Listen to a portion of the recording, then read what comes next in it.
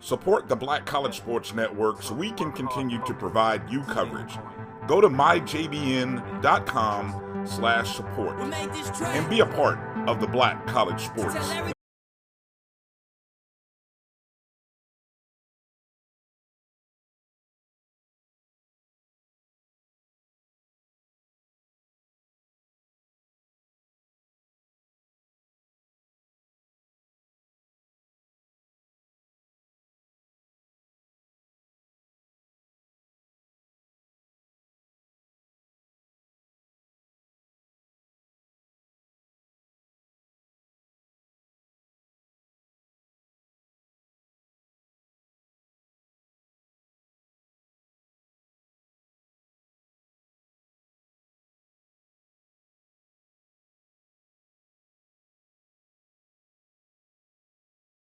Thank you guys for what you do for HBCU athletics. This is a fantastic avenue for all of us. This is our ESPN, so we love what you guys do. Brian, AD, Roy, all you guys at BCSN. We really appreciate what it is that you guys do for us.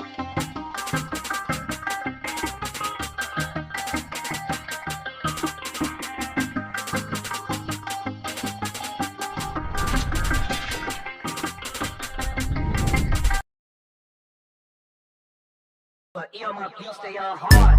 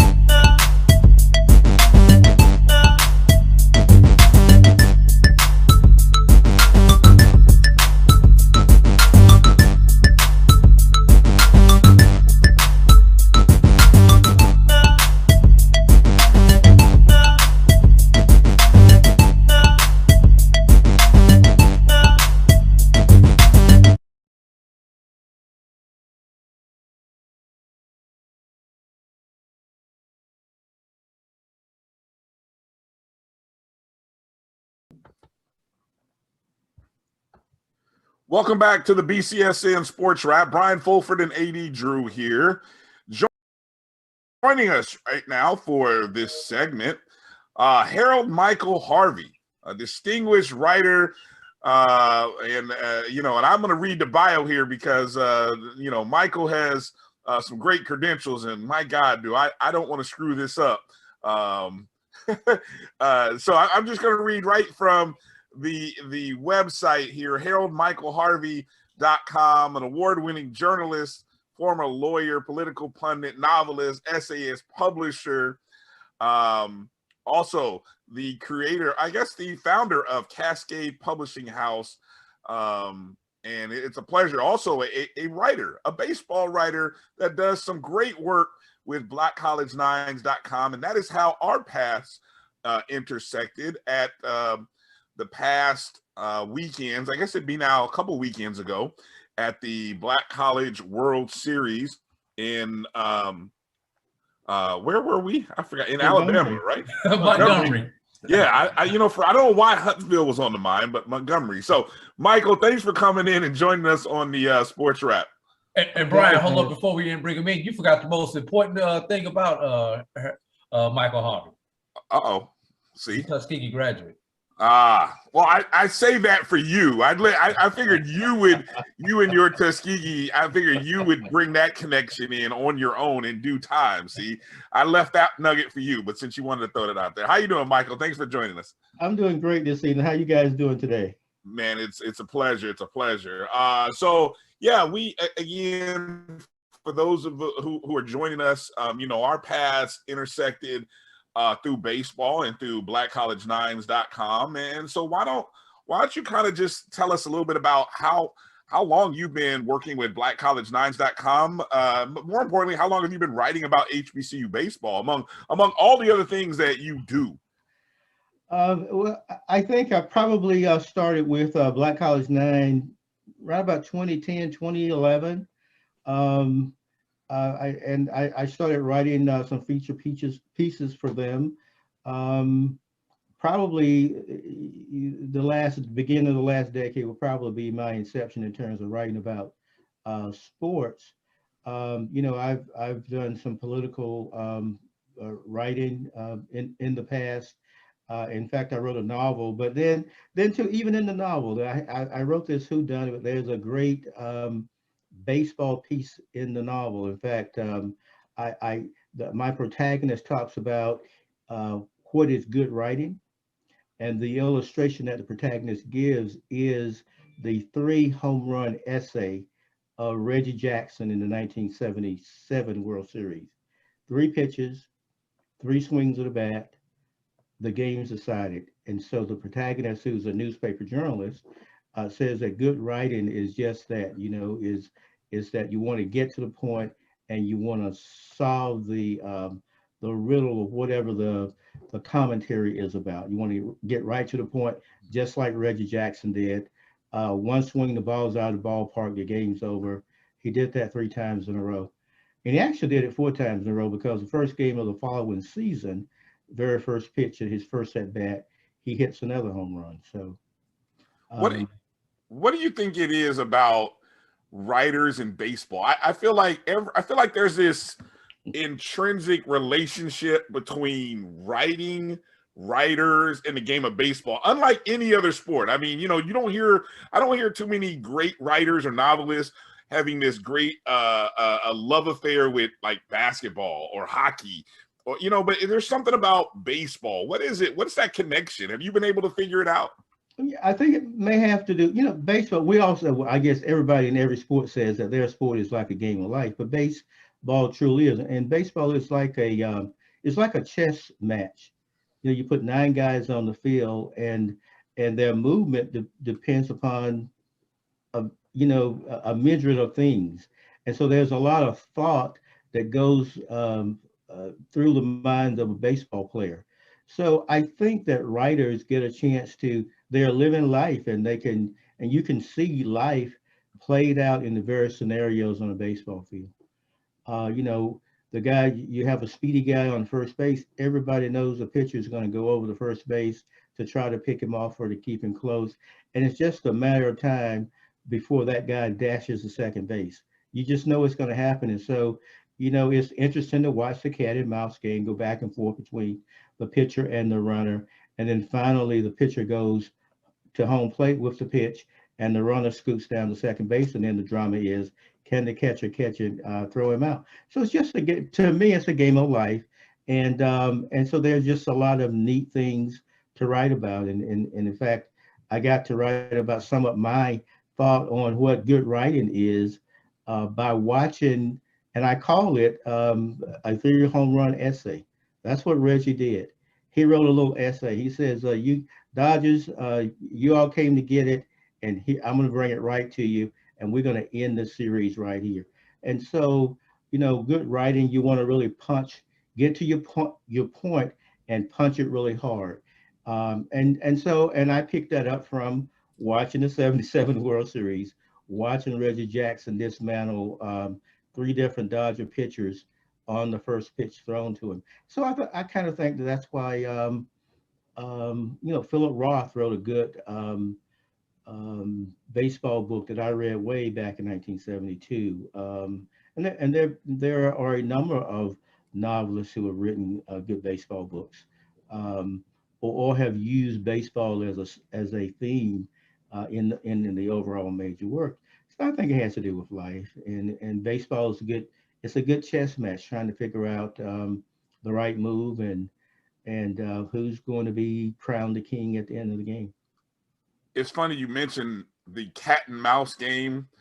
I was thinking about, I don't know if we see that this day and age of baseball, but Drew, you're from St. Louis, and I despised the Cardinals because of that guy Vince Coleman, who, and this is even before I knew there was ties to FAMU and all, but I used to despise that guy.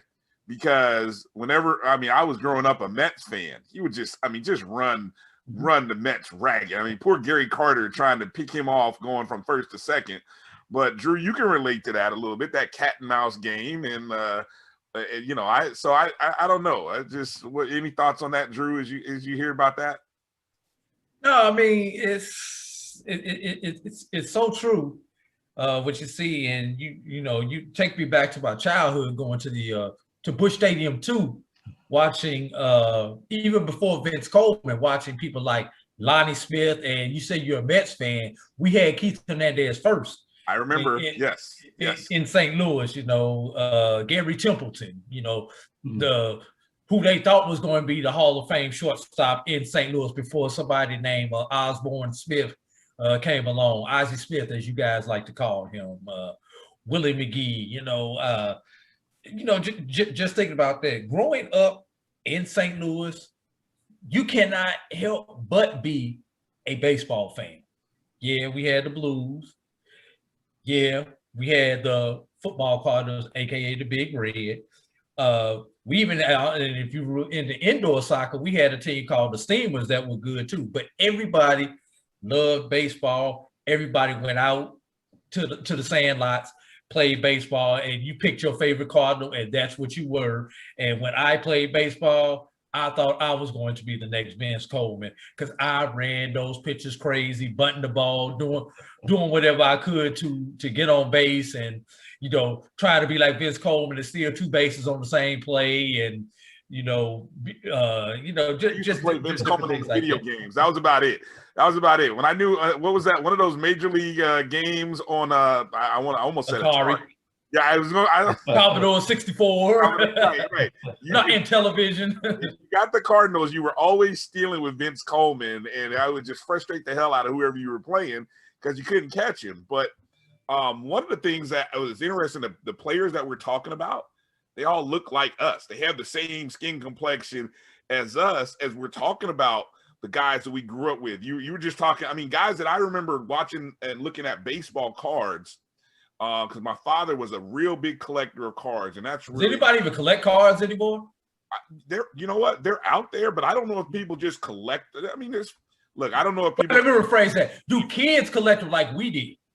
They do. They do. Yeah. Okay. Cars are very expensive now, and so there are people who are actually going out and collecting cars. The older ones, players even beyond our time, before the game was integrated, those cars are very popular now. And so there's a whole cottage industry of card collectors out there, and it's a big expensive thing to own these cards these days. So it's not sort of like the way we were doing, just collecting the cards and sticking them in a shoebox. Right. Right. We weren't worried about trying to protect the edges. Hell, I play with mine all the time, right? Yeah. You put your whole baseball team out there, pull out your cards. Who had the best baseball team between you and your friends?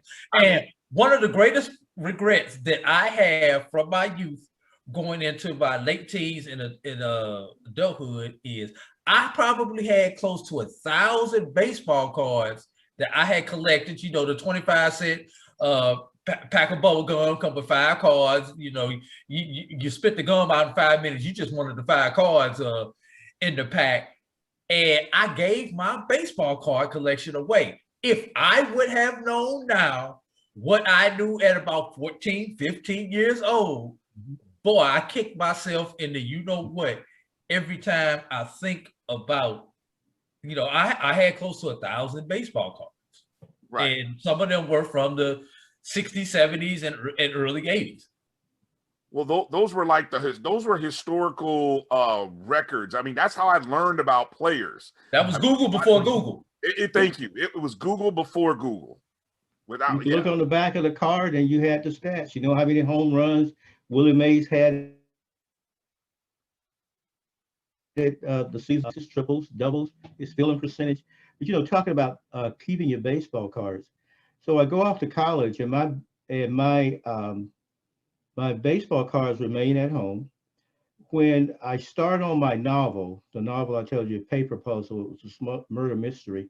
I started on it, working on it during that. I said it was a 77 series, but I think it was a 78 series that when Reggie hit the home runs. But in any event, I'm working on the novel. A few years later, I decided to go to law school, so I stopped writing. Okay. I leave my manuscript in the shoebox with my cards. I really don't know where they are. 20 years later, I'm visiting with my mom in Macon for one of the holidays, Thanksgiving or Christmas. And so at the end of the day, we were packing up, getting ready to come back to Atlanta. And she sauntered down the hallway and say, "Son, I was in the attic the other day, and here's your box of your baseball cards and your manuscripts in there. You never did finish that manuscript." And so I promised her that I would finish it. But of course I didn't. You know, I did take the manuscript downtown in my office, and I just filed it away. And when I was closing my office some years later, I decided to drop that information in my computer, and 2 or 3 years later, I started working again. But I have my cards. My mom kept my cards. And so I have them now in a notebook. You know, I have both a Tommy Aaron and a Henry Aaron. And I was visiting with in the Aaron home once, maybe 20, 25 years ago, maybe 1995 or 6. And I remember there was a city council, the president of city council was running for mayor, and Aaron held a fundraiser for him at his home. And so while everybody was on the outside, hobnobbing and everything, I walked inside to use the restroom, and I noticed on his den wall, all the way around the room, it was literally plastered with every Henry Aaron card that had ever been produced. He had all of his cards on his wall. And so after I stayed in there probably, 20, 25 minutes, maybe a half hour. And I finally wandered back out on the outside, and I strolled up to Mr. Aaron. I says, "I got one card that you don't have." And he looked at me like, "Huh? What are you talking about?" I said, "I have a Tommy Aaron, and you don't have a Tommy Aaron on your wall." But that was an amazing thing. I don't know if that wall remained, 20, 25 years later that way, but at one point in time, he had all of his baseball cards, all on every corner, on every wall in the house. I mean, from top to bottom. I feel like that wall needs to be in some sort of museum after, somewhere. I mean, that's a heck of a collection that he came up with. Yeah, several hundred cards. I think you're right, and who knows? Maybe the family will do that at some point. Hey Harold, obviously you've got a fascination with baseball and with writing, but I want to go back to the baseball portion of it. A lot of people may or may not realize you actually played college baseball. If you would give us the Cliff Notes version of your collegiate baseball experience. Well, let's see here. Okay, Cliff Notes. At first, I, I, I, I entered freshman year as a freshman at Fort Valley State, thanks to my mother, because I was a little disappointed coming out of high school. I had integrated the public junior high school in my hometown in 1965. And so I spent 4 years in that integrated setting. And I believe there were 13 kids, including myself, who integrated the ninth grade. And by the time we get over to the 10th grade into the senior high school, there are probably about 70 kids out of about six or 700. It was all boys school, six or 700 white boys and about 70 black kids. And so I had a very difficult time playing baseball in high school. I had a football injury in 10th grade that prevented me from playing in 10th grade. And so when I go out for the varsity in the 11th grade, at the end of the training period, the head varsity coach assigned me to the B team, played 3 or 4 games. I played 2 games on the B team as the starter, played complete games. And the next 2 games, he had me sharing time with a ninth grader. So or 10th grader. So after that fourth game, it was an away game. When we got back to campus, the coach was in the locker room, and I walked up to him and said, either bring me up to the varsity or I quit. And he stared at the wall for about 3.5 minutes, turned red as a beet. And then he looked back at me and said, well, turn your stuff in. He didn't say stuff though, but what he said started with an S. And so I dropped the stuff at his feet. And so, my chances of playing baseball at a major D1 college is just evaporated because nobody is getting a chance to take a look at me. But I did play on a very competitive Sandlock team in the summer, but that was a black team, and so it was hard to get a look. And I wasn't quite sure about college, and I didn't actually apply. When late September came that year, I remember it was on a Sunday morning, and I was in bed, and my mom said, "You're going to get up. I'm going to take you down to Fort Valley." And I know Dr. Jones, Dr. Banks. Dr. Banks taught my mom when she was a student at Fort Valley. And so Dr. Banks then lived next door to one of my mother's sisters. She had 2 sisters who had migrated to Fort Valley and had stayed. And so she took me to the sister who lives next door to Dr. Banks and said, I'm going to get him in school this week. And can he stay with you this quarter? And so the 2 sisters said, yeah, he can stay here 1 quarter and stay with me the next quarter. And Dr. Banks said, young man, tell you what, I'll see you at 9 o'clock. Mom says, well, I don't have a check, Dr. Banks. She says, I don't get paid till Friday. And he says, don't worry about it. Just send me a check, Ms. Harvey, just send me a check when you get paid. And so Monday morning, I went over to see Dr. Banks, and he had my courses already set out. I told him that I was interested in majoring in political science, and he had my coursework set out. Well, when it came time for baseball season, I went and actually walked on and tried out for the team and made the team, and contributed a little bit my freshman year. My coach, Coach Hawkins, had this pet peeve is that he didn't play freshmen. But there were, I think, 3 of us he actually played a little bit. And so I decided to transfer after that year. And Tuskegee was that place I wanted to go to. So I transferred, and ironically, I had to set out a year. So I worked hard that year that I had to set out. I trained hard, and when the following year came, I went over and asked the coach if I could walk on to his team, and Coach Martin looked at me and said, I have so many kids out there. If you came out, I wouldn't know you were out there. So nope, you can't try on for my team. And so now there's a dream that I thought had just really evaporated. The next day after baseball practices started, I had a high school classmate who was ahead of me who played football. And of course, the head baseball coach was the defensive coordinator. And my high school classmate was a cornerback, so that was his coach.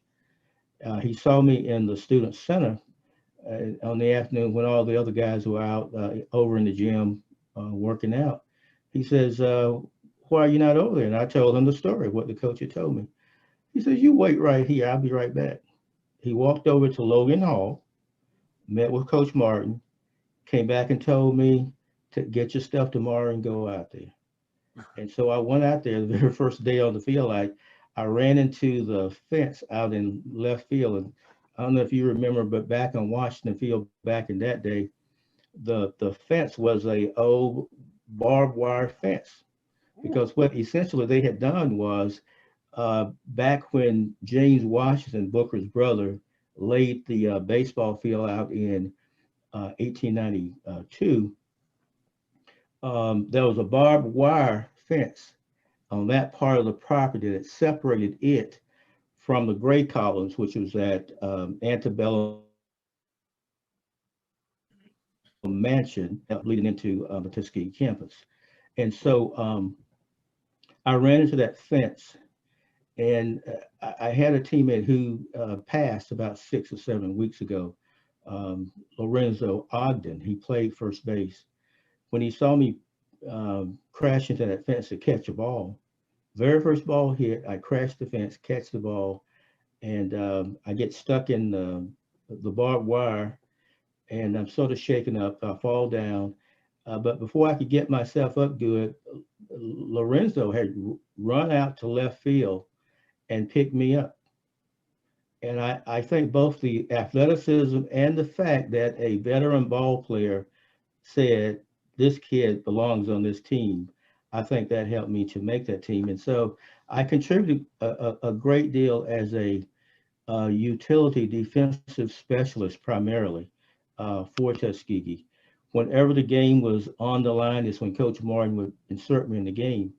Now, he and I had we had a very unusual relationship.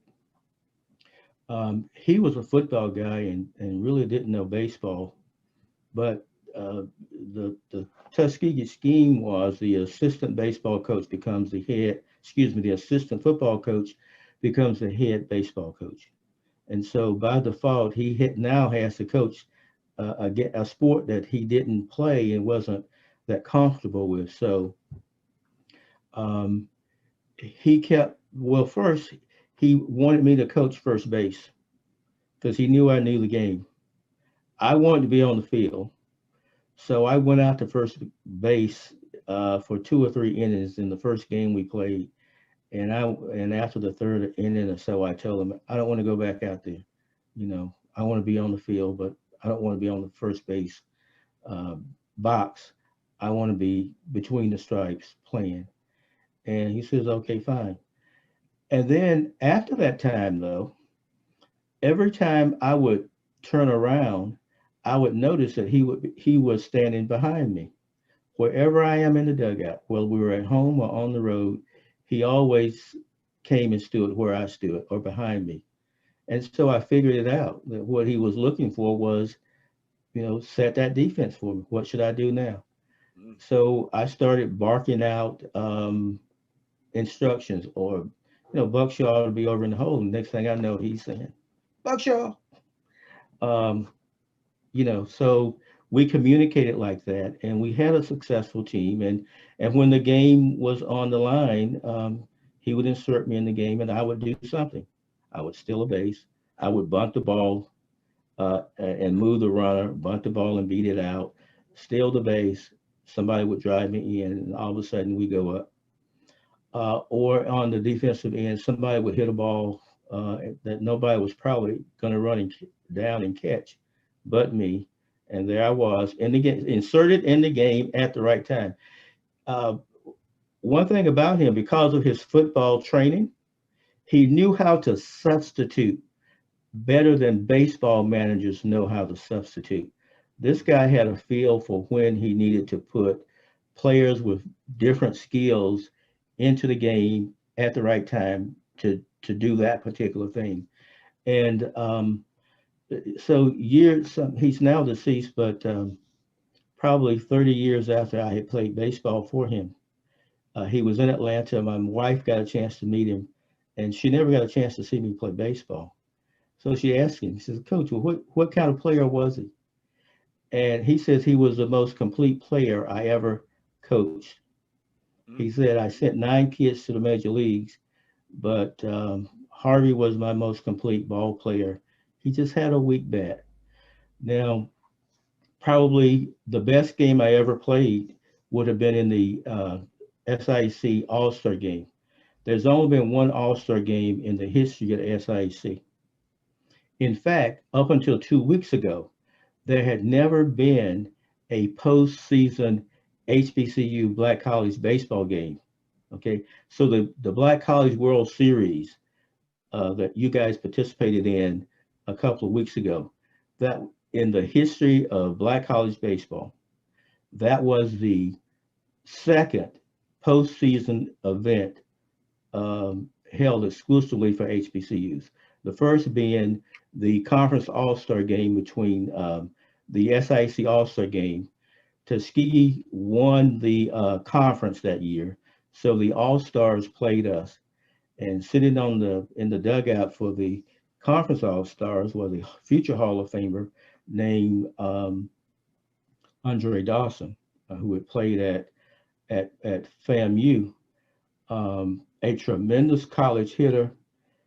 We saw him hit a ball probably 550 feet that landed on top of the gymnasium in the old field where they used to play. In fact, their field was sort of like ours. It wasn't really lined up with a fence because way back in left field and left center out there is where Jake Gaither would practice his football team, right? Mm-hmm. So they didn't have a fence out there, but they did have a row of palm trees. And that was sort of like, I guess the palm tree served as a boundary line for Jake Gaither and his football squad. Well, Dawson hits the ball over the palm trees. Now, when the ball reached the palm trees, it was still going up. I'm not talking about he hit it and it was coming down when it got over the palm trees. It was still escalating, and it went probably 25 to 40 feet beyond the palm trees and landed on top of the gymnasium. I remember the people rushed out of the gymnasium wondering what had happened. They thought a bomb had landed on top of the gym. I wonder, Drew, if that is and don't get me, I don't know the old geography of FAMU or hell FAMC, but I wonder if that's the area that the old softball field, maybe even where the band practices now. I wonder if that area somewhere there, because I'm thinking about the distance in order to travel to where Gaither Gym is.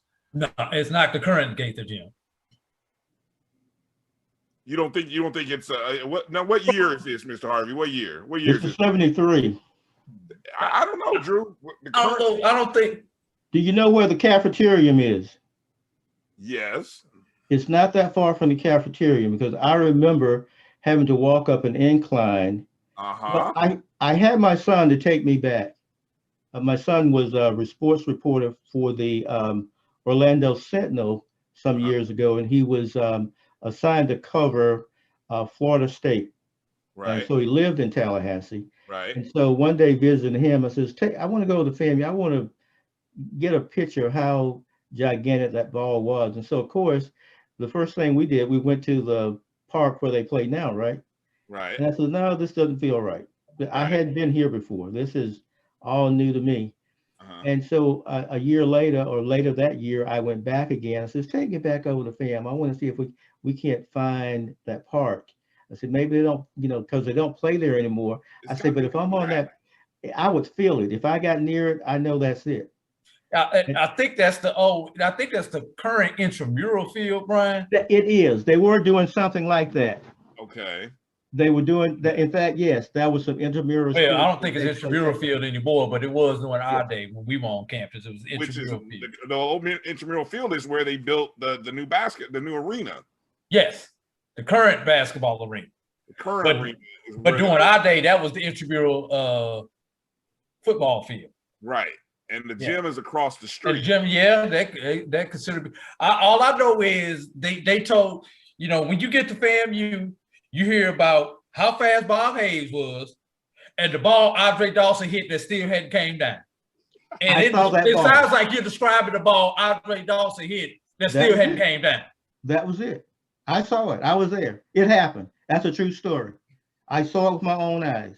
He hit it off of Skip Johnson.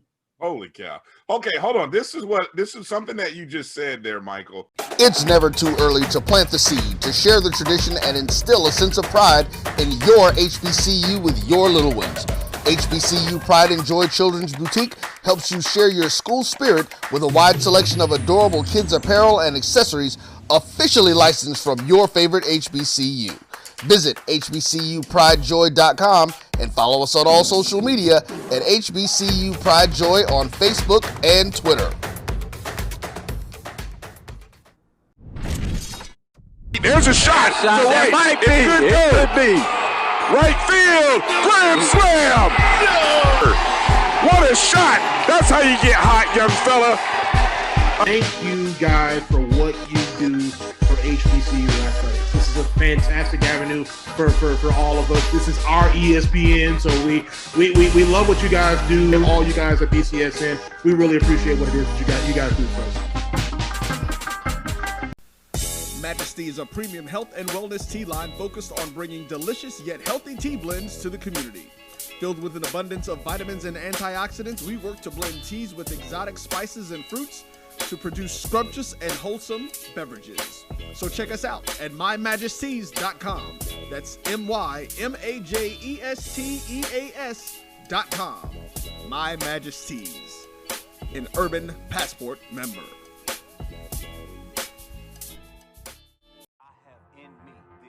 Support the Black College Sports Network so we can continue to provide you coverage. Go to myjbn.com/support and be a part of the Black College Sports Network. Okay, hold on. This is something that you just said there, Michael.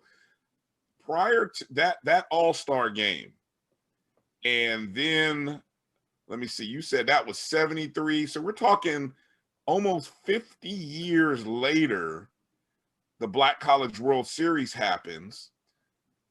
I'm scratching my head trying to wrap my mind. I mean, with everything that the SWAC does, the MEAC does,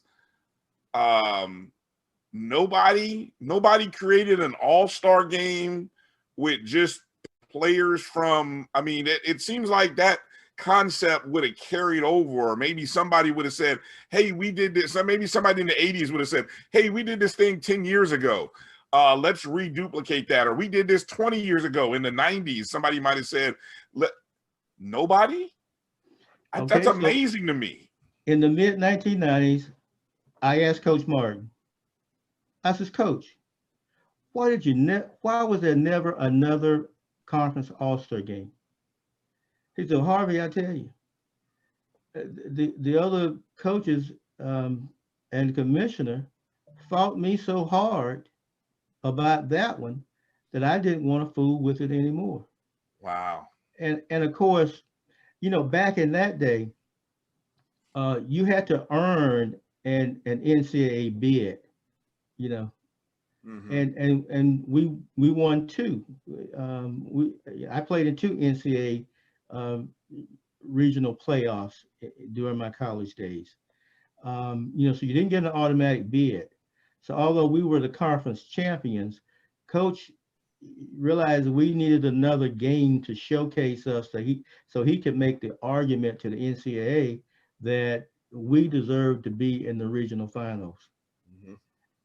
And so I think the other coaches were saying, well, he's only putting that together for his team because he has a good team this year. Well, we'd had a good team the year before. We didn't win the conference, but we did get the bid. No other SIAC team did. We got the bid to play in the NCAA regionals. In fact, Tuskegee won was the first Black college to win an NCAA baseball regional game. That was in 1973. Okay, they had gone. Tuskegee went to the NCAA regionals in 1968, and they played 2 games and they were out. So they were 0-2. And then in 72 we go again and we're 0-2, and I was on that team. In 73 we go back again, and we were 1-2. So we won. And so now until the Jackson State team that Marvin Freeman was on, which I think Marvin comes out in the early 80s. Jackson State won an NCAA tournament game, so they would be the first D1 HBCU to win a regional baseball game, NCAA regional baseball game. But Tuskegee is the first HBCU to win a regional baseball game. We did that in 1973. I was a part of that team. But now let me tell you the highlights of the 1973 All-Star game, right? You got Dawson on one end, and we had a pitcher who ended up pitching 10 years in the major leagues, Roy Lee Jackson. He lives in Montgomery today. He was from Phoenix City, Alabama, had been courted by the Los Angeles Dodgers, and I believe the Dodgers had drafted him. Coach Martin drove over to Phoenix City and convinced Roy Lee's parents that the best place for Roy Lee was to go to college. And that he would come to Tuskegee, he would get a great education that would serve him for the rest of his life. And of course, it would make us a stronger baseball team. And so Roy Lee came. And after he finished college, he actually was signed, he was drafted again, I believe his 3rd year, by the New York Mets. And he left school early and signed the contract to play with the Mets, stayed in the majors for about 10 years. And we had another pitcher who was just too old. He had been to Vietnam, but he was Satchel Paige to me. He was just that good. And if I had a ball game to win, that's the guy I would give the ball to. Although Roy Lee was very talented, throwing 92 miles per hour. Now, back in the 1970s, very few pitchers in the major leagues were throwing 90 miles an hour, right? I mean, you had Nolan Ryan, and you had a handful of other people who could get it up 92, 93, 94 consistently. But, very few. Roy Lee was right there with him at about 91, 92 miles per hour. So a guy was anywhere between 87, 88, 89 miles per hour. And, if you topped out at 90, those were your strong pitchers back in that day. Now you got guys throwing 99 and over 100 miles per hour on a consistent basis, in and out. So Roy was that fastball pitcher. And Charles Allen was probably your 88, 89 miles per hour guy, very savvy, had been to Vietnam, didn't rattle. He's 25 years old. And so we throw Roy Lee at him, and Roy Lee goes 7 strong innings. He gives up a run in the 7th. Ironically, we scored a run in the 1st. In the 3rd inning, I steal a base. The all-star catcher, I don't remember the young man's name, but he was from Clark College. He had a very good, strong arm and a quick delivery. I stole a base. Our third baseman, Richard Buckshaw, he ended up signing with the St. Louis Cardinals after that year, hit a double and drove me in. So now we're up 2-0, and we think we're going to just take them, right? We're going to get more runs, and it's going to be a runaway because they're not hitting Roy. And so Roy threw BBs up into the 7th inning, He gives up a run. So the game is 2-1. Charles Allen comes in, and they can't touch Charles. He's throwing. He threw a hard ball that didn't spin, but it was hard and fast, and had great control, in and out, up and down, on all the corners, and so he was very difficult for them to hit. But here, a game that we thought we was going to score a lot of runs and run away with, we'll go into the 9th inning, and the game is 2-1. Charles gives up a hit. There's a runner on first, and then the Savannah State catcher comes up, and he hits a Texas leaguer to first base. Now, to right field. Now, one of the things that you could put your money on is that Harvey would come in and catch that ball on his shoe top. I had just done it day in and day out, game in and game out. I played deep, but nobody dumped the ball in front of me because I could always run up and catch it. Well, this guy dumped one in front of me. So now we've got runners on the corner with 2 outs. And so I'm out in right field praying that the next ball is hit to me, because I don't want to give my teammates a chance to blow an opportunity to beat the All-Stars and get another bid to the NCAA. And as fate would have it, the ball was hit to me. As the ball's coming down, I slip on some grass that they had cut the grass the day before, and I'm falling, and the ball actually lands in my glove. I don't know how it landed in my glove because I'm on my way down, and it brings me back up. So that was the last out. So I score the winning run, and I make the last defensive putout in the ball game. Of course, the MVP is Roy Lee Jackson, right? Is the pitcher. The guy throws 7 innings. Always a pitcher. And then, but in retrospect, when I look back over that game, I scored the winning run and I made the last defensive putout. So that is, it wasn't the Cliff Note version, but that is my collegiate baseball experience. I'm sorry it took so long to get there. No, hey, look, we learned quite a bit right there in that segment. So, and again, I mean, it's interesting to hear that time span of almost 50 years and coming to this Black College World Series. I know one of the things that was not lost to us was that so many things we have these Black College national champions, whether they be in various sports, football, most familiar, basketball. None of these teams ever play each other.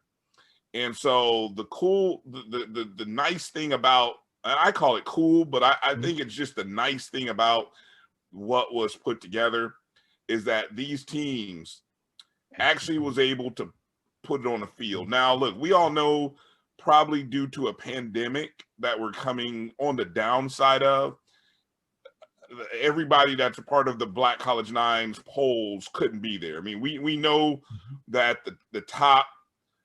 all the top teams couldn't make it, but there are reasons why they couldn't make it. I think the success of what was able to happen this year will serve as a rallying point for next year to say that we were able to do this. 6 teams, wasn't the 8 that we hoped. It may not have been the top 4 Division II or the top 4 NAIA, but all pretty good teams. We still got probably the best NAIA team. We've got one of the 2 best Division II teams. So in the end, it all worked out the way it did, where you got the matchup of Bluefield State versus Xavier. And one of the reasons why I wanted to, and I was telling Drew and some of the other guys that we trade some texts with, and when I read your piece, and this is you can find this at haroldmichaelharvey.com. I know we're going to publish it. It's already been published. Also on blackcollegenines.com. I know we're going to put it up on our site. But you did a great feature. It's not just a recap of the series. I thought what was interesting about your feature is that it brought up some really interesting things, some things that I didn't even know was happening, because Drew and I did the broadcast. You know, we did the production of 11 games, which, I mean, that in itself is a task. Mm-hmm. So to be able to read your feature story, and the headline says Black kids dream of playing HBCU baseball, and then the subtitle, I think there's a subtitle that caught me, which says, while the face of Black college baseball grows whiter and whiter, which, you know, it brings up many interesting topics within the feature. And I thought the first thing that I came across, which I'm not gonna lie, I was kind of disappointed to hear, is that not far away from this Riverwalk Stadium, where the Montgomery Biscuits play, which you eloquently point out is a site that housed Union soldiers captured during the Civil War. They had this museum called the Legacy Museum. And I'm thinking, when you made note that none of the teams visited that, I was like, damn, what a missed opportunity. I don't know if I didn't know that was there. I'm just curious about your process as you're putting together this feature. Did you go in knowing that this Legacy Museum was there? Is it something you stumbled across? Maybe take us a little bit behind the scenes in just that first aspect of your feature. Well, my approach to writing is, I'm going to write a feature. I want to find a story, right? I'm a storyteller. As a writer, as a novelist, as an essayist, I'm a storyteller. So I want to find the story. The game is the game. The run, hits, and errors are the run, hits, and errors. But there's a story behind the game that really makes the game historically what the game will become after it's over, right? Now, I did know that there was a Legacy Museum in Montgomery because I'm in the region, and so there's been some news coverage that it was there. But I've never had an opportunity to drive over to visit it. Now, my wife and I were going to do it last year, and then the pandemic hit, and then all of a sudden, the World Series comes together. It's in Montgomery. I don't know where it is in Montgomery though. But so one of the things I did, I got up early, and I drove over to Montgomery way before the first game, and I walked around the stadium. I walked to the Legacy Museum. I saw the Legacy Museum. I wanted to know where it was in relationship to Dexter Street Baptist Church, where Martin Luther King had served as pastor during the Montgomery bus boycott, and where it was until his father worked out a deal to get him out of Alabama, because they were getting they had bombed his house, and they actually had him up for some criminal charges. So Daddy King came over and said, y'all let my boy go, I'll make sure he leaves Montgomery.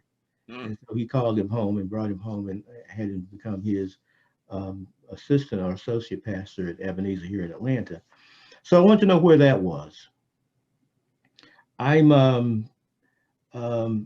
think history informs me of who I am, and so I want my stories to take the current event and wrap it around the history of the thing. And I think that's how we actually get to know what is really taking place in the current event that we are observing. So I walked around and I saw these points. And then I talked to a couple of the coaches before they played. Okay. And said, hey, the Legacy Museum is a couple of blocks that way. And the admission fee, because of the COVID-19, the admission fee for the rest of this year is free. Oh, wow. So you have any plans to take your team? Oh, I didn't know it was there. Well, it's there. It may be a worthwhile experience for your kids to see. Well, I'll think about it. So I informed as many coaches as I could that it was there and that the opportunity to do it. Now, you got to put some of that responsibility on no one going, on us, Black College Nine, and the other people, other organizations who sponsored the Black College World Series. One of the things that Coach Martin would do when I was in school, for instance, I think in the early 70s, they had just opened up Disney World in Orlando. And so when we would go to Daytona to play Bethune-Cookman, he would write our parents and say, hey, we'll be in Daytona during the spring, and I'm going to take the boys over to Disney World. Send them money. They'll need whatever. I mean, he planned for it. He knew it was there, and he planned for it. Right. But I think the planners didn't take a look at all that they could do to enrich, to give those kids a real rich experience that week. So I don't put all the blame on the coaches or the schools. I think I share some of that, being a part of Black College Nine, in that we didn't emphasize it enough. And then the only thing that I could do at the end of it was to say, hey, it's over there. If you take a team along, I like to go along. I like to record it. I like to see their reaction, and if permitted, I would like to talk to them about that experience, what it was like, what did it do for them. But nobody took that up. So that's how the backstory is. My whole idea in writing a story is to find the story. Right. So I started by taking a walk through the topography to see what the landscape is like around there. And of course, Montgomery was probably the largest slave trading center in Alabama, even more so than Mobile, which is on another coast. That's down at the Gulf. But that Alabama River that flows into Montgomery was one of the pathways for bringing slaves into the state of Alabama. And that warehouse district where the Riverwalk Stadium is built, not only housed soldiers, but also in that area, those warehouses is where, when they would take the Africans off the ships, they would house them in these warehouse buildings, all in mass, until the day that they were taken out and walked up to the auction block to be sold to some Alabama plantation owner for the rest of their life. So that's the history of that area of Montgomery. And so that is how that part of that story developed. Michael, you bring up all that stuff, and me having lived in that area for the number of years that I lived in that area, I actually happened to open up the first game on the play-by-play, and I mentioned some of those things that you mentioned in my opening monologue to the Black College World Series. We are 4 blocks west of Dr. King's Dexter Street Baptist Church. We're 4 blocks south of where Rosa Parks began the bus boycott. And we're also in the same city that was the first Confederate capital of the Confederate States of America. And we're here to make more Black history today with the Black College World Series. That's how I actually opened up. That's powerful. The Black College World Series broadcast for Game 1. And you talk about the Legacy Museum. I did not realize until the day we were leaving that our hotel, the door to our hotel, was literally across the street from the entrance to the Legacy Museum, because the Legacy Museum opened after I lived in the area. So I knew they were talking about it, but I was not aware of it. I've done everything else down there. I've done Rosa Parks, I've done Dexter, I've done all the other stuff. But that was one thing I didn't do, and I'm kind of mad at myself for not taking advantage of that opportunity because I discovered it late. But you say we can't blame the coaches. as coaches of HBCUs in African America, you have to. They have to take their time, especially when they're going to be in town for 3-4 days, to kind of do those things, because those are once in a lifetime opportunity. When we were part of basketball, when we would go to Memphis over King Day, we always went to the Lorraine. You know, different things like that in different cities. I took a high school basketball team to Jackson, Mississippi. Yeah, we went to the Civil Rights Museum in Mississippi, learned a whole different Black history, and we went to Medgar Evers' house also.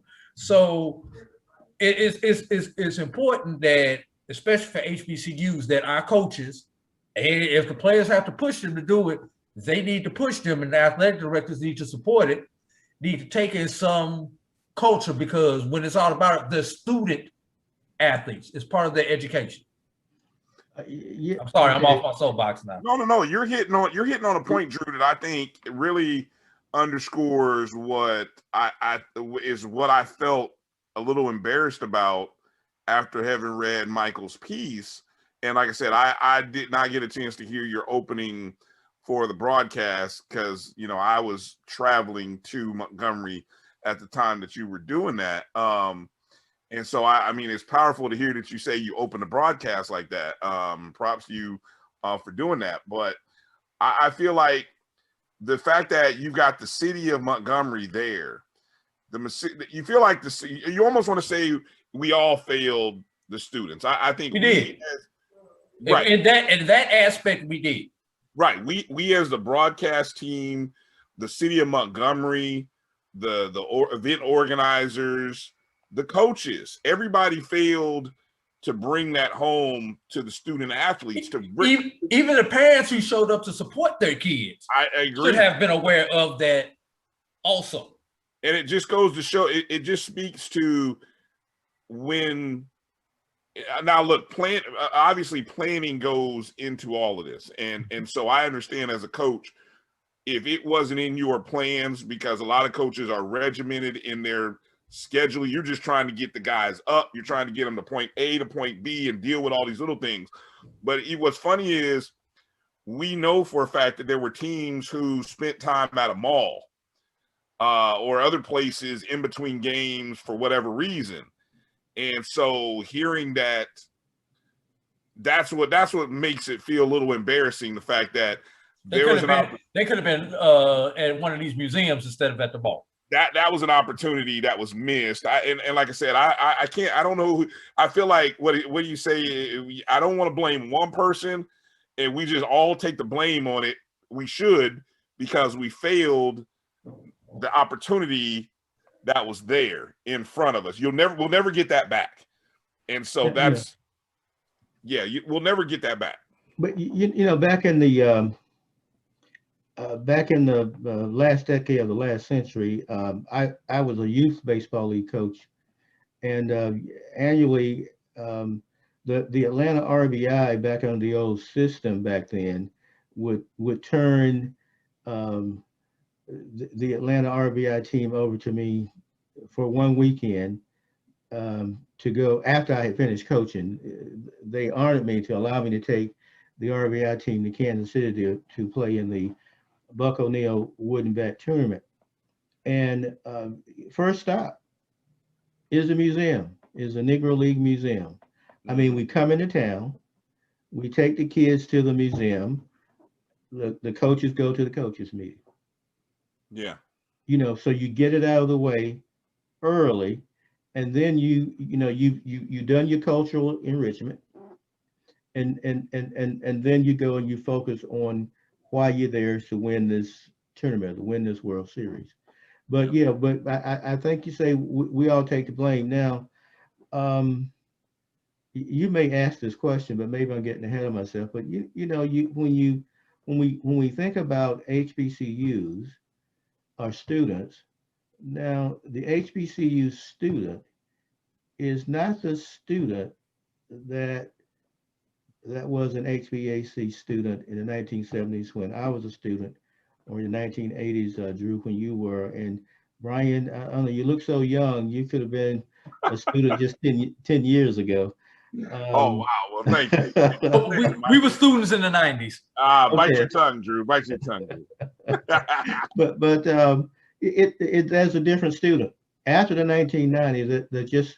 There's a different student. Oh yeah, no doubt. There's a different focus, and so the second part of my piece, I don't know, maybe you're going to answer this question, but let me get to that second part of that piece. Was Right. I went around the stadium, Right. and where I saw young people, I said, well, why are you here? Right. Right. And so I met a couple of kids that said they came to see Black kids play college baseball because they wanted to play baseball at a Black college. That blows my mind. That blows my mind. Mine too. And here's the problem. And here's the problem with there being a different student at HBCUs that when the three of us were. Support the Black College Sports Network so we can continue to provide you coverage. Go to MyJ. It's never too early to plant the seed, to share the tradition, and instill a sense of pride in your HBCU with your little ones. HBCU Pride and Joy Children's Boutique helps you share your school spirit with a wide selection of adorable kids apparel and accessories officially licensed from your favorite HBCU. Visit hbcupridejoy.com and follow us on all social media at HBCU Pride Joy on Facebook and Twitter. Have you had your Earthblend coffee today? At Earthblend Coffee, we take pride in offering you the very best of beans across the world, blended and roasted to perfection, giving you superior quality and satisfying and flavorful taste. Experience the world in one cup with Earthblend Coffee.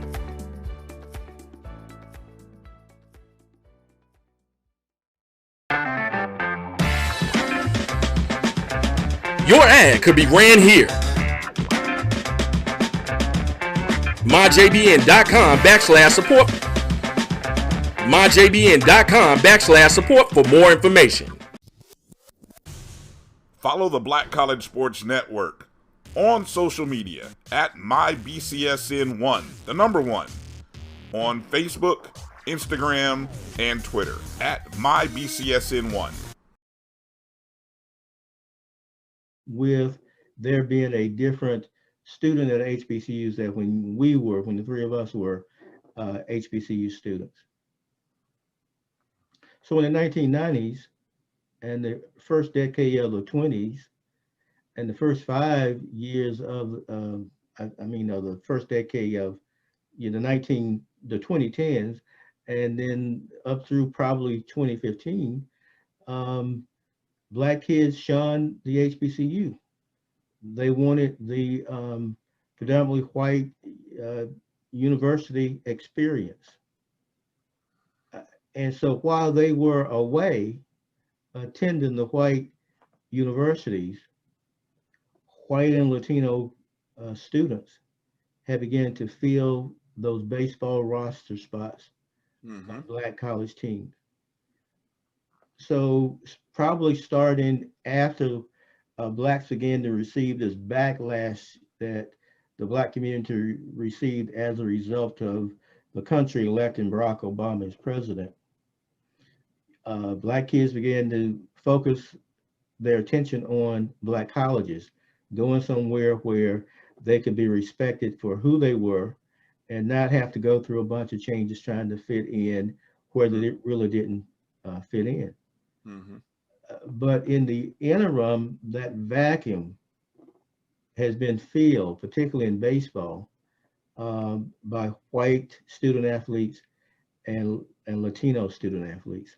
So while you have a significant number of Black kids in the stands at the Black College World Series, having a desire and a dream to be a Black college collegiate baseball player. Now, my dream was to be a collegiate baseball player at Georgia Tech because that was the school I read about in my local newspaper. Right. Okay.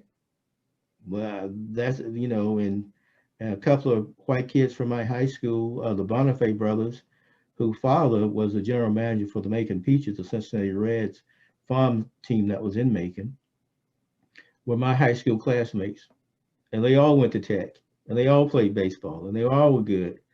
And so I wanted to follow in that track, but that opportunity wasn't available for me. But I wanted to be a college baseball player, and I ended up playing at 2 of them. And so these kids now want to come back there, but their opportunity to have a roster spot open to them is not there. You know, so that was the irony, one of the ironies. I saw 2 ironies in the Black College World Series, and that was one of the ironies. While you had a desire for Black student athletes, had a desire to play Black college baseball, the reality is that there are the Black college baseball game has left the Black baseball player. Well, and but so that gets into now the coaching. So now you got to analyze who was in those dugouts in terms of whether or not they would have had the interest to take their kids to the Legacy Museum or in any of the other places of interest around Montgomery. And then it gets to who are the few Black kids who were actually played in the Black College World Series. Who are they in terms of their consciousness? It's not the same cultural consciousness that Black students held when the 3 of us were HBCU student athletes. Yeah, because when you look at the coaches, you had one Caucasian head coach, 1 Latino head coach, and 4 African American head coaches. Correct me if I'm wrong, Brian. I'm sitting here trying to think here. That sounds right. Yes. Right. Yeah. And then you have one team that was probably, and Michael probably said probably 80% Caucasian. Yeah, 80% white. You know, we had.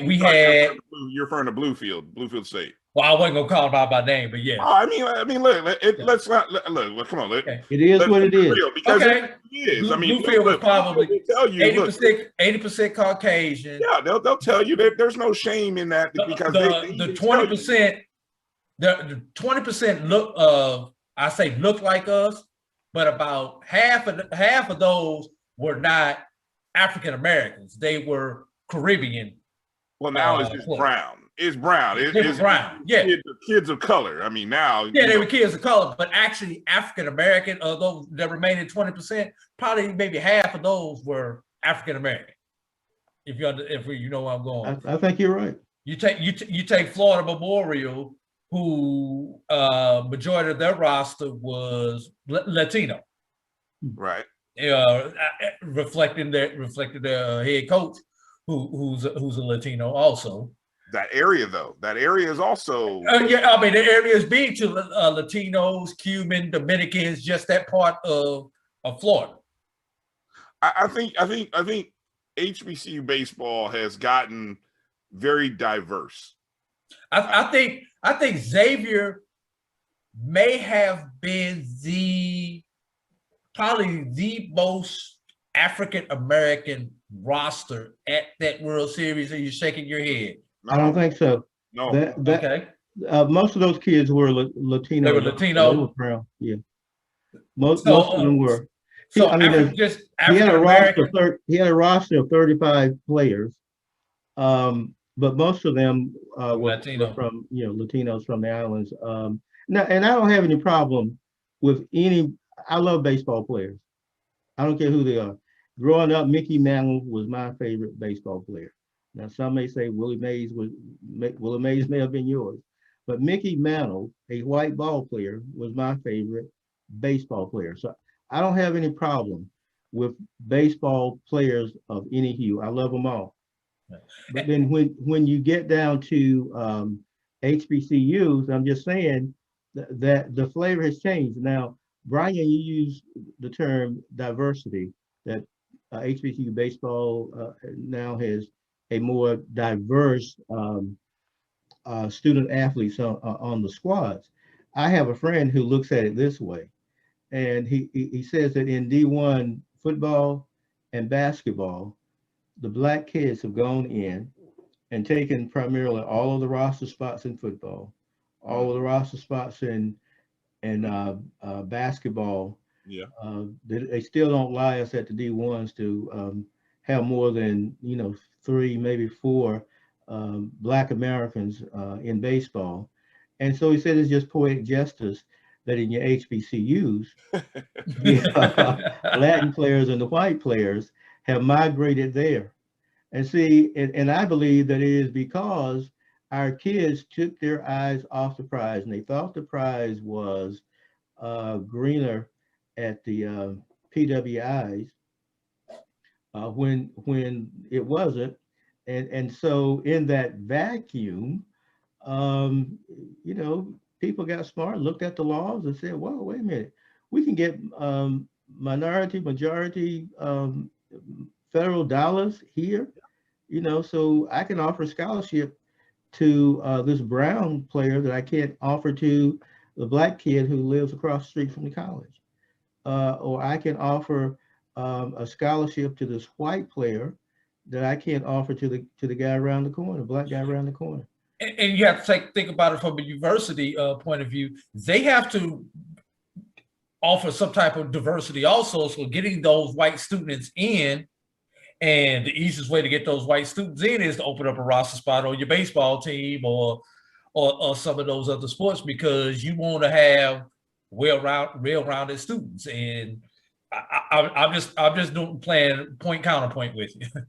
Well, my only problem with the system as it is evolving is that I like to see more of this diversity at the PWIs. Now, I was really happy to see that LSU, has hired a black president. So that's the first SEC school to bring on a Black American as its president. So, I applaud that. But I think that the PWIs have to do more. And let me float an idea for you. Here's what I really think that would bring about parity. Sports. We look at the Jackie Robinson story, and we know that sports has always been that vehicle that sort of brings our culture together, brings a society together. And so what I would like to see in the long term is that the NCAA and your power conferences, your SEC, your ACC, your Big Ten, your Pac-12, I would like to see them put the resources aside.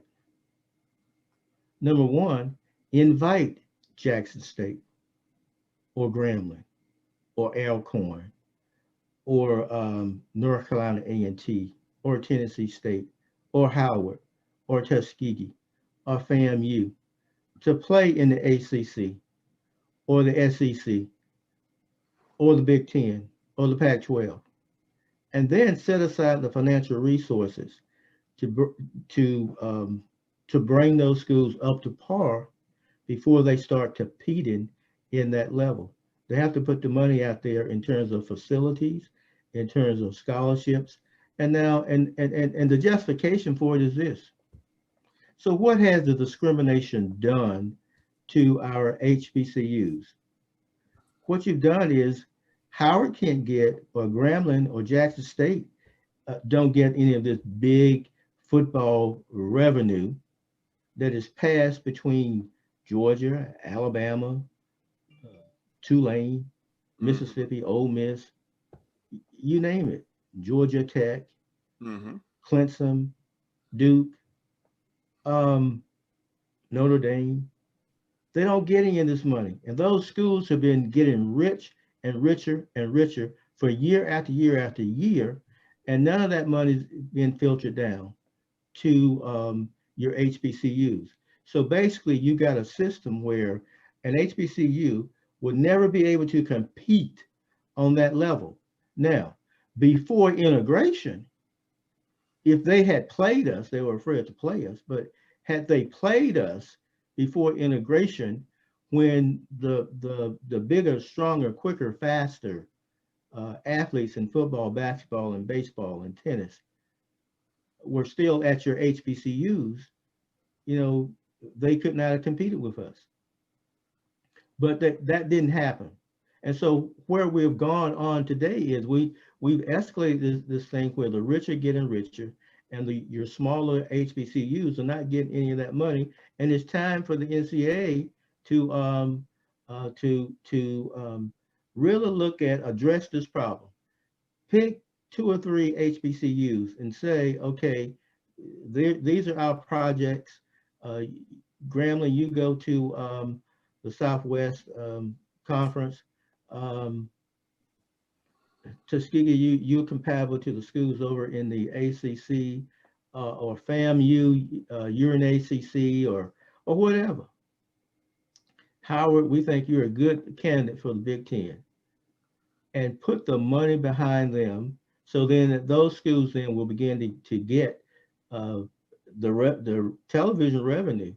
You know, a team in the SEC that finishes 5th still gets a nice chunk of money after the bowl money is being split in those conferences. How about the 14th team? The 14th team in that conference still makes television money. I think what you're proposing is admirable. I always question whether, you know, those conferences, they don't even want to share with I always say there's the Power 65, and then there's the next group.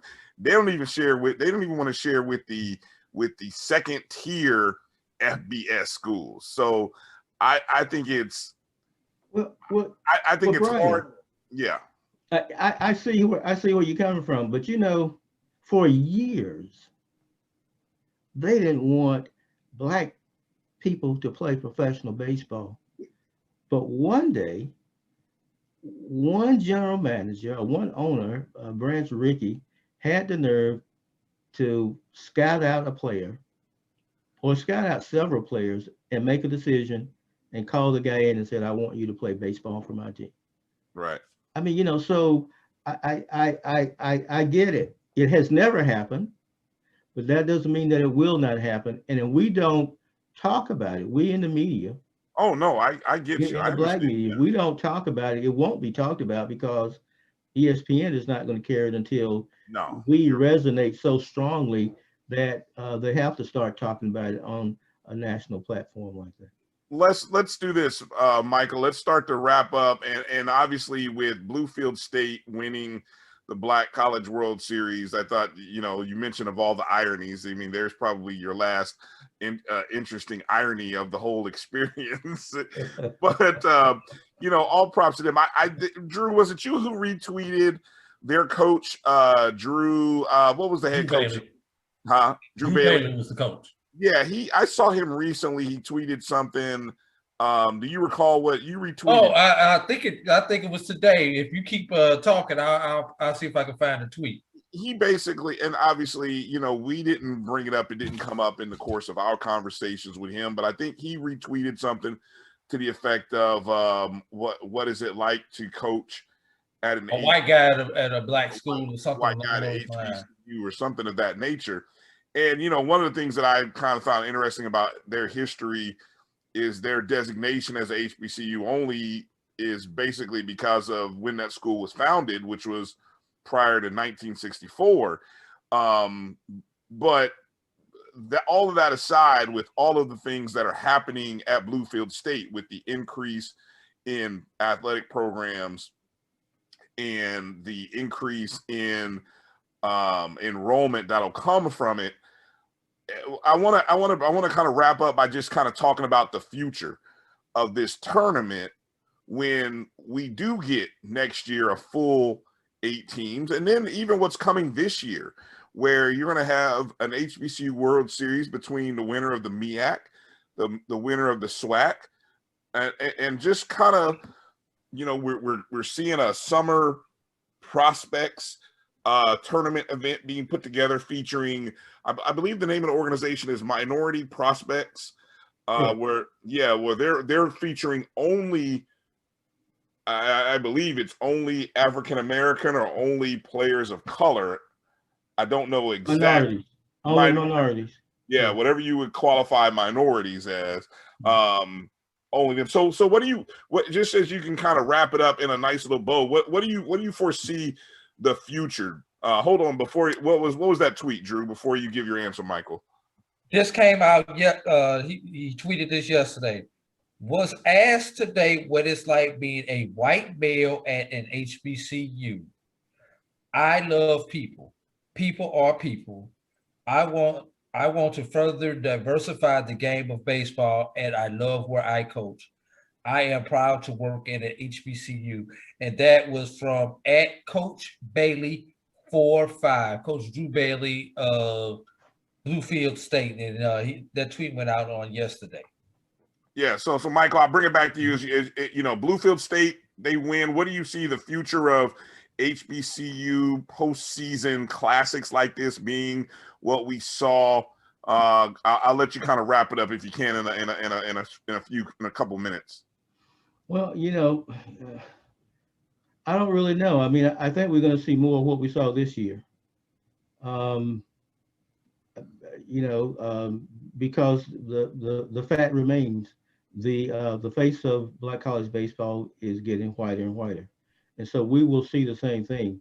Now, the article that we talked about, the comments were not posted on Black College 9, but a couple of parents had some real choice words for me.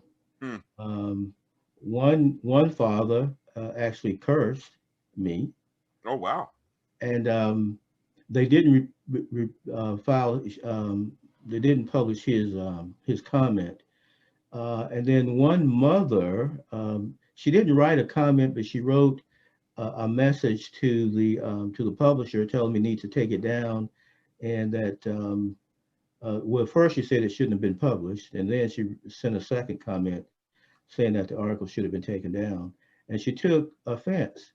But I'm a writer, and I come from the James Baldwin School of Journalism, and Baldwin says that the job of the writer and the job of the journalist is to witness, to bear witness to what you see. And so I went to Montgomery, and I bore witness to what I saw. Now, if there's some correction needs to be done, then the society will figure that out. School administrators and students and parents, they'll figure out whether there is a problem that needs to be addressed, or whether it's not really a problem, that they like the way things are going.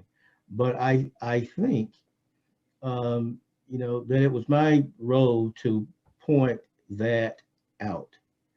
I'm like Coach. I like people. I like baseball. I like baseball players. I like good athletic competition. And boy, oh boy, did we see some good athletic competition in that tournament. Yeah. Performed by Black kids, by Black Americans, by Latino Americans, by white Americans. It was, I mean, the kid for that lost the ball game for Xavier, I clocked him. I mean, his first pitch of the ball game was 91 miles per hour. He got that double play. The pitch, his second to the last pitch was 91. And the pitch that the guy batted into a double play to end of that inning was 89. Mm-hmm. And he threw 8 innings thrown with that type of velocity. That's a very skilled person. So I think that the competition is just going to get better, because you're going to get more of your stronger teams will be eligible to play next year as we get further away from this pandemic. I'm hopeful that with each passing day, we're going to get closer to the time when Dr. Fauci is going to announce that, the coast is clear again. You can go out and That's who we're waiting on, right? Are we all just waiting on Fauci, right? Right. But yeah, but it was a great World Series, and I believe that the one coming up with the D1 HBCU is going to be fantastic, and the ones coming up next year it's just going to continue to get better. My hat is off to Bluefield. I did point out that irony because I think it is important to note the irony, particularly because I had people whom I talked to. A simple question: why are you here? Oh yeah. Oh well, I want to play. Oh, you do? Okay. Have you taken a look into the dugout? I mean, I remember going to the Raf Guard Andre Dawson Classic that the Atlanta Braves hosted here early in the spring, and I looked into the FAMU dugout, and I thought I was looking into the dugout of Florida State. I mean, you just could not tell the difference. And that is the status of Black college baseball today. That will be the status of Black college baseball next year. I would not be surprised that if another team made up of primarily white ball players didn't walk away with the title again, because there's not very many of the schools who will have probably a 90% participation or roster spots filled by African Americans. So, I don't think you're. You know what's funny is I'm curious. Maybe we can talk off the air or whatever. I'm curious what they were most upset. I don't know, were they upset about the headline or were they upset about the feature of maybe who you spoke with, and obviously you're presenting from a particular viewpoint of HBCU baseball, which look, we have to continue to tell our stories. Mm-hmm. And we can be inclusive, but we can't forget why these schools were created. We can't forget why these teams were created. It was because the majority did not want to educate us with their kids. The majority didn't want us to play with their kids. So that's one thing that I find interesting, and it's like I have no problem with people wanting to be in their feelings about things. Mm-hmm. But even a school like Bluefield State, you're still an HBCU, whether you want to say by name designation or not. That from my understanding, there's still a strong alumni base that's still of African Americans who were there from the 60s and 70s. Before the switch. Mm-hmm. Yeah, before the switch, that still associate with the school. And the school doesn't separate themselves from their history. And so as long as those kind of things are in place, I get there is some good in that. There is some good in that. So it's like you can be two things. I don't know, maybe I'm saying this wrong, or I hope I'm saying it right. You can be two different things, and you can feel two different ways, and both of them can be right, and there's no wrong in that. But I think that's the problem. They can't feel both things because the father said that there was no such thing as an HBCU anymore. Oh, okay. Now, so I think I wrote back and said, well, just because you guys took over that HBCU, he might need to go back and check their designation. That's interesting on who said that. Yeah. And it's interesting. I mean, that's what funds the school. Yeah, exactly. Otherwise it wouldn't have money that way. Yes. Mm-hmm.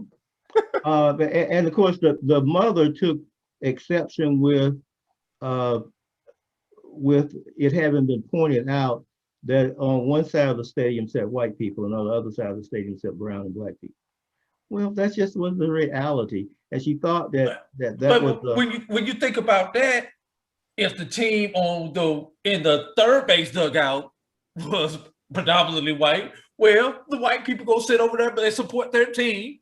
And if the team in the first base dugout was brown, Latino, and black, well, I mean, people's team to sit where their team is. You know, once you, especially in the evening when you take the sun factor out. Now, when the sun is out, people gonna sit in the shade. But once you throw that out, they gonna sit by their team and they want to see Junior and want to clap and make sure Junior can look up in the stands and see them. And that's all I pointed out. Right. But she thought that was a snub. But here's what I really think. Okay, they're in the mountains. I don't want to be condescending or disrespectful, but I think they've just never been around enough Black people who were sure of their position and station in life and didn't mind talking about it. You know, our points of view matters too. Yes. You know, because you took over the school and it becomes white now, that doesn't, erase the history of why those African Americans established that school toward the end of the last century. You know, my grandmother was being born at the time that school was founded. Right.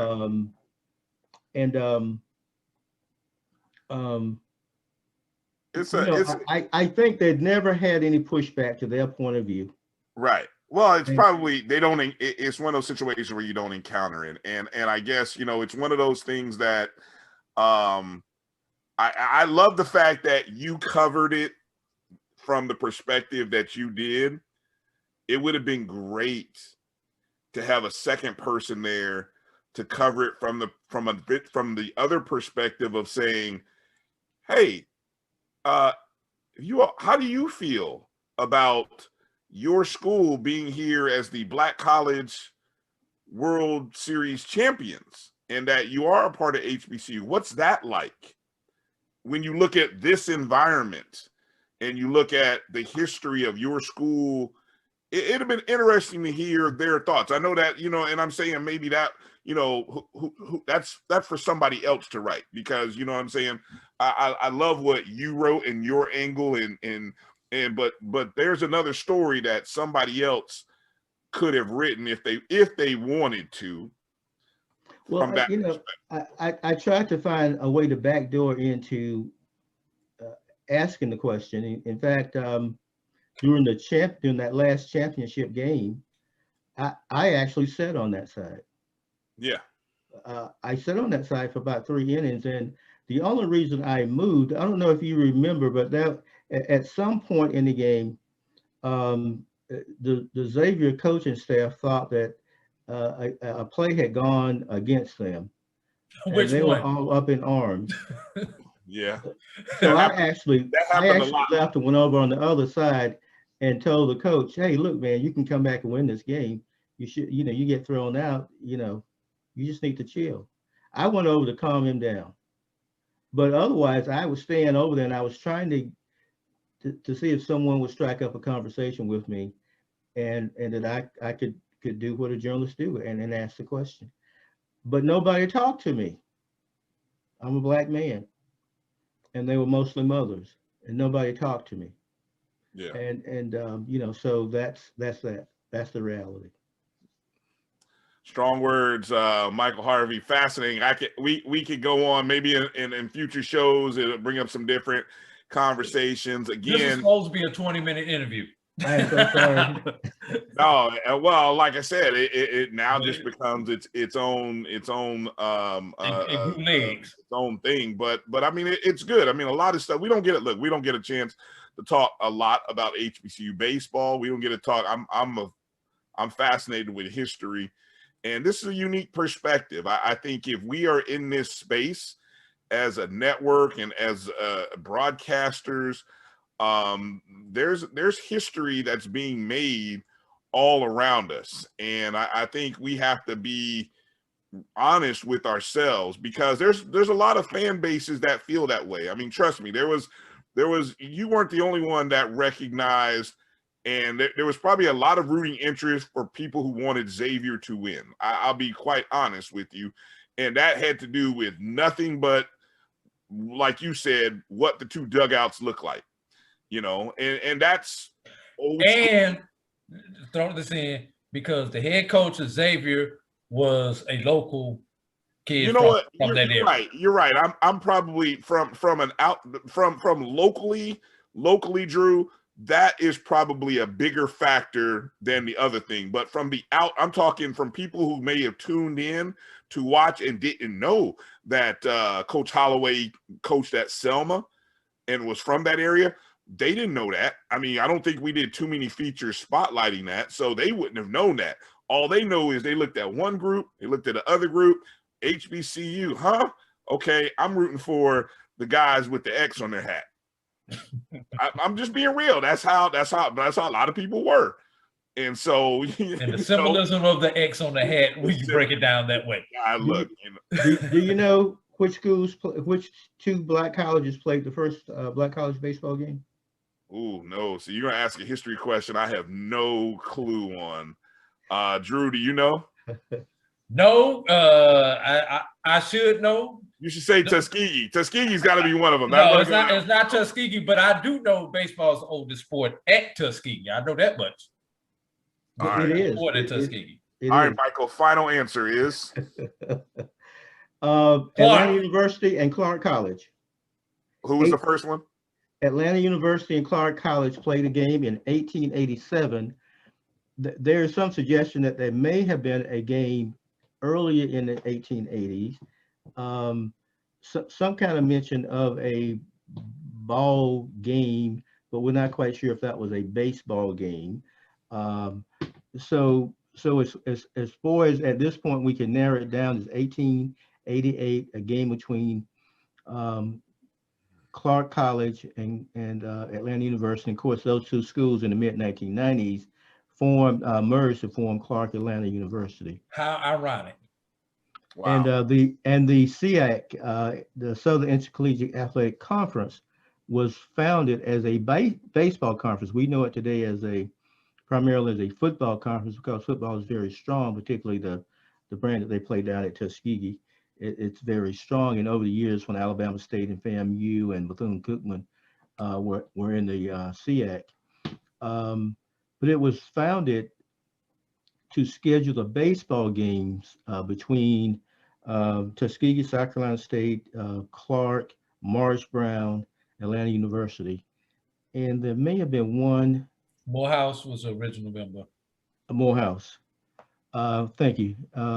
So shortly after Clark and Atlanta University squared off, Morris Brown formed the team.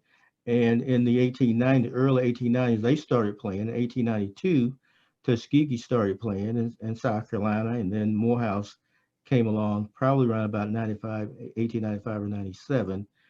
And so they formed this association in 1913 to coordinate the baseball schedule. And then the following year, they actually came back together and organized it and called it the Southern Intercollegiate Athletic Conference. Now, in between 13 and 14, the CIAA had actually formed in order to coordinate, football scheduling between the member schools that formed that. So I think the CIAA claims credit for being the first Black college sports and athletic conference, but the SIC can claim some credit for that because of the association they had formed in 1913 in order to facilitate the baseball schedule of those schools. Yep. Fascinating. Again, a little knowledge. You didn't think you were going to tune into the Sports Wrap and not get some knowledge dropped on you today. Harold Michael Harvey, go to his site, haroldmichaelharvey.com. Again, the piece is called Black Kids Dream of Playing HBCU Baseball. That's the headline of the article. Don't let the subtitle throw you, okay? While the face of Black college baseball grows wider and wider. That may catch people off guard, but it's a fascinating feature on just the Black College World Series event. We're going to publish it on our site. Thanks to Michael for that. It's also been published on blackcollege9s.com just to put more eyes on it because it's a fascinating look at a wonderful event. Of course, all of the games you can go to our YouTube page or on Facebook. We have all the games featured there, all 11 games. Bluefield State winners of that over Xavier University. And so it's just fascinating.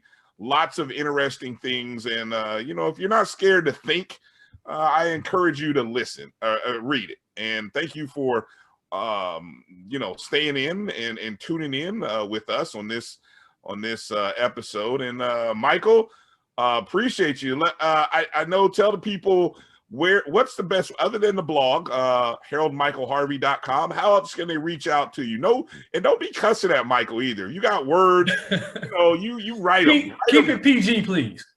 Just send the man. Don't be cussing at the man. What's wrong with people, man? Michael, tell the people how they can reach you if they want to follow you on social media. On Twitter, at HMichaelHarvey. LinkedIn, at Harold Michael Harvey. Instagram, Harold Michael Harvey. And I'm not on Facebook. All right. Hey, good for you. I'm trying to move away from that myself. But anyway. Moved away back in 2017. Oh, wow. Look at you. That's a smart guy. Right before the election started. That's a great move. Yeah. I knew it was coming, right? Yeah, it was coming. That was a genius move.